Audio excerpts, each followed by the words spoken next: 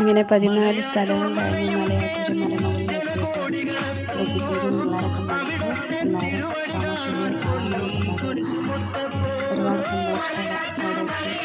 കുറേ സമയം എത്തി ഞങ്ങളോട് കയറാം. പിള്ളേരുടെ മടുപ്പനുസരിച്ച് പിള്ളേരുടെയൊക്കെ നോക്കിയിട്ടാണ് നല്ല നല്ല ഞങ്ങൾ 3 മണിക്ക് കയറാൻ തുടങ്ങി. ഞങ്ങൾ 5:30 ആയി അവിടെ എത്തിയപ്പം. 5:30 കുർബാനയുണ്ട്. അപ്പം ആ സമയത്തേക്ക് എത്തിയതാണ് ഞങ്ങൾ. തോമാശ്ലീഹയെ കണ്ട് കുറേ കാര്യങ്ങൾ പറയാനുണ്ടെന്നൊക്കെ പറഞ്ഞിട്ടാണ് ആച്ചിക്കുട്ടിയും ജോലൊക്കെ കൂടെ പോകുന്നത്. അപ്പോൾ തോമാശ്ലീഹയുടെ സന്നിധിയിൽ ഞങ്ങൾ ഒരു കുഴപ്പമില്ലാതെ എത്തിച്ചേർന്നു.